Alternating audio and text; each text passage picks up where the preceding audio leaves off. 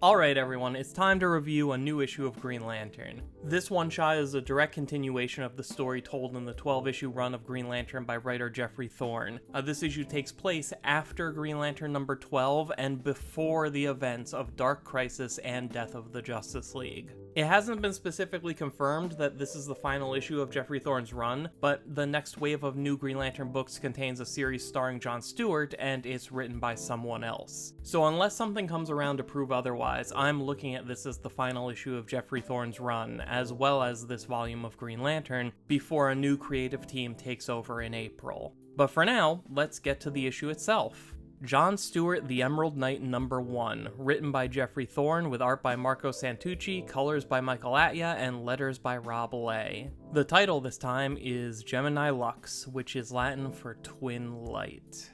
2 years have passed since the battle on Oa in issues 11 and 12 of the Geoffrey Thorne run of Green Lantern, and in that time, John Stewart and his Emerald Guard have been working to liberate more and more worlds from Esak's control. John has been using his own power as an ascended being to give the rest of the Quest Lanterns powers that are similar to a Green Lantern ring. They can fly and make constructs, but they're totally dependent on John acting as a power source. Esak attempts to kill John and his army in one shot by luring them to an occupied world and then blowing it up, but John manages to shield everyone inside a massive energy bubble. The planet may be gone, but the bubble was big enough to protect a sizable chunk of the planet, including a densely populated city. So John stabilizes the bubble, making it permanent, guaranteeing that this civilization will be able to survive for generations to come.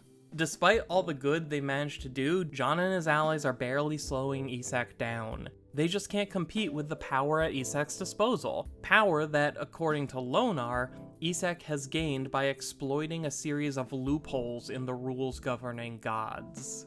Esak is a god of New Genesis, and they each exist to serve a specific purpose. When a new god embraces their true nature, they become the god of something, which gives them an incredible amount of power over something very specific. Take Lonar, for example. He's the god of journeys, meaning he can transport you anywhere in time and space with ease, as well as point you in exactly the right direction you need to go to fulfill your destiny. But he does that without knowing what your destiny is or what you'll have to actually do to fulfill it. So all those times we thought Lonar was just being a jerk for withholding valuable information, he actually wasn't. He's never known any of the answers. All he knows is what direction John's journey is supposed to take him, because that's all Lonar is the god of.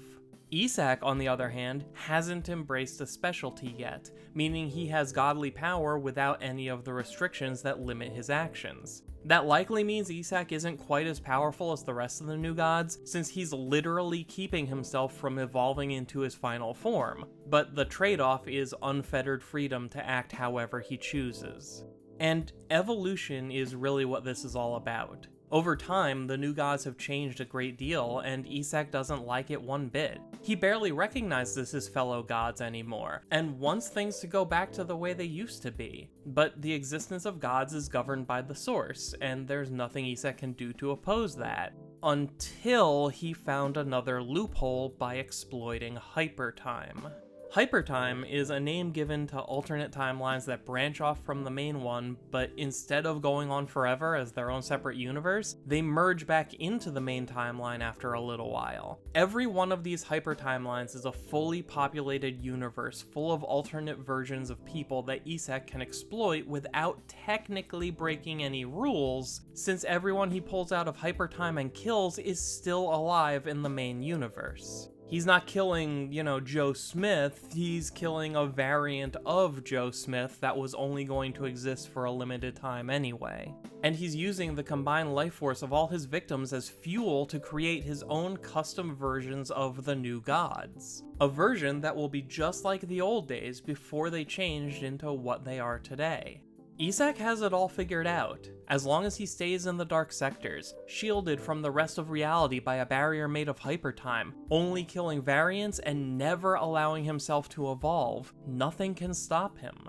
Even if John managed to kill Esak, the source would just resurrect him, since gods are necessary for the universe to function. All of which is really bad, because if Esak is able to create his own new gods, he'd be doing something that only the source is supposed to be able to do, and that level of cosmic contradiction could end up breaking reality apart. So once again, John has to make a choice. He realizes that he spent the last 2 years fighting this battle Esak's way, as one all-powerful being with a personal army wielding a fraction of his own power. So John changes that. Instead of giving a little bit of his power to 300 lanterns, he gives a lot of power to just 8 of them, in the form of emerald swords that will never disappear and generate their own power supply. Their job will be to defeat Esak's army while John deals with Esak directly. But John's not doing it alone. He's getting help from himself, a variant he pulled out of Hypertime. Together, the two Johns subdue Esak and confront him telepathically, where our John tricks Esak into defeating himself. The reason John Stewart was the perfect person to send against Esak is because they're opposites. John has always been more than human. That's what the Guardians saw in him all those years ago. It's why they made him a Green Lantern. It's why they put him in charge of the Mosaic world. It was all a way to teach him how to be what he really is, how to become something more and live up to his true potential. But John rejected it, ran from it, and even asked Ganthet to bury his memories of it. But that didn't change anything because evolution is a part of life, no matter how badly you may want things to stay the same. At the end of it all, John asked Esak one question. He only had to make Esak acknowledge one thing. He looked Esak in the eye and asked him, "What are you the god of?" And in that moment, the god who tried to change the rules of the universe just to recreate a past he was fond of, realized exactly what he really was. In a blinding flash of light, Esak evolved, becoming the god of nostalgia. Now that he's been made to choose a path, Esak can no longer act freely, and is physically unable to finish the work he started. And after vowing revenge, he simply vanishes, and it's all over. Well, mostly over. Esak has left the Dark Sectors, but his followers are still there, and their armies are still claiming worlds in his name. So John makes one more choice. The two Johns use their combined power to send the 300 Quest Lanterns home, and the variant of John goes with them. Our John Stewart made the decision to stay in the Dark Sectors, and to keep helping all of the people Esak dragged out of Hypertime. There are a lot of worlds out there that still need to be liberated, and John won't have to do it alone. A small group decided to stay behind and help him. A few of them are lanterns like Ken's, and Ilo is there, all grown up. And Lonar apparently still can't get enough of seeing how this story plays out. So with a job to do, a team to support him, and the infinite possibility of Hypertime at his fingertips, we close the book on this volume of Green Lantern, and leave John Stewart in a place where he's finally accepted the truth of his own existence, and in doing so has been rewarded with the potential of a truly happy ending. Honestly, the worst thing about this issue is that it's so compressed. There's so much in here that I find genuinely interesting and would love to have seen explored over a longer period of time. The fact that Ilo, the kid from the early issues of this run, grew up and joined John's cause is just kind of glossed over, as is the fact that his mother Sakari is dead. And then there's the fact that Esak's final stronghold is a variant of the planet Xanshi, which is now alive and well in the Dark Sectors, a fact that we don't get to see John react to at all except for one single panel at the very end. In addition to a version of Xanshi still being around, Hypertime opens the door for John to find a version of his wife Katmatui who's still alive, which makes John's decision to remain in the Dark Sectors feel like him being rewarded for a lifetime of struggle. All of that, on top of the variant John being the one to go back to the main DC universe, makes this issue feel like it could be the final story about the original John Stewart. It would be easy to just bring him back to the main universe whenever they want, but who knows how many writers will even know this happened. After all, the two Johns are indistinguishable, and a variant is exactly as real as the version we've been reading about all these years.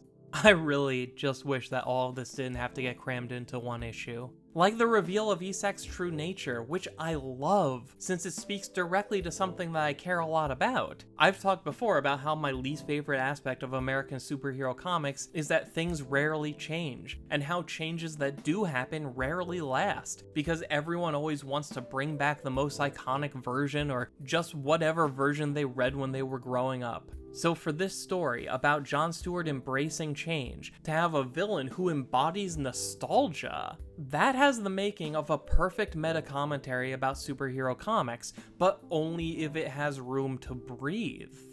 A lot of people have bad things to say about this run, but my biggest regret is that we'll probably never get to see the rest of it. And we'll never know how the events of this one-shot would have played out naturally over the course of the 2 remaining arcs. This whole run was an attempt to make Green Lantern a little less like Star Wars and a little more like Star Trek, by injecting some real scientific theory into this universe to balance out all of the literal space magic that's all over the place. And while some of it could have been handled better, I respect the effort, especially since I actually did learn a little bit about science by reading this run. You can argue that it's not the comic's job to teach science, and that's fair, but I now know what entanglement is, and I only know that because of this storyline, so I think that counts for something. At the end of the day, I think the best thing about this run may have been the fact that Geoffrey Thorne published a series of blog posts that pulled back the curtain a little bit, and showed readers a more honest version of how mainstream comics are made. I think most comic fans, whether they realize it or not, believe in auteur theory. The idea that there's one dominant creative figure at the heart of a project, who's single-handedly responsible for everything good or bad about the final product. We assume that a writer shows up with a complete story mapped out in their head, which they then write exactly the way they want, and then that's what gets published. In reality, that's not even close. Remember, Geoffrey Thorne's entire Green Lantern run was originally just supposed to be a mini-series about John Stewart exploring and tying together the cosmic aspects of DC. Then, all of a sudden, it had to become an ongoing series that incorporated elements and characters that were never part of the original version of the story. And then, once he had adapted the story into a long-form, multi-arc format, Dark Crisis came out of nowhere and sent the whole DC universe in a new direction, cutting his story short after only 1/3 of it had been told. These are the realities of mainstream comics. You show up with the best of intentions and then do the best you can with what you're given, while everything around you continues to shift and change. But despite everything, what I'll always remember about this run is the fun I had trying to figure it all out, and the joy I got from seeing my favorite series, Green Lantern Mosaic, finally come full circle. In a perfect world, this would have gone differently, and in some hyper timeline, it probably did. But I'm ready to move on to whatever's next with few regrets. And if you'd like to experience that along with me, make sure to subscribe to the channel if you haven't already, since that's the best way to see the videos I'll make about the new Green Lantern books once they start up soon. And as long as you're here, go down to the comments section of this video and tell me what direction you'd like to see John Stewart go in next. Thank you all for taking the time to watch, and thank you to all of the creators who helped to make this run of Green Lantern what it was, flaws and all. My name is Dan, we'll talk again soon.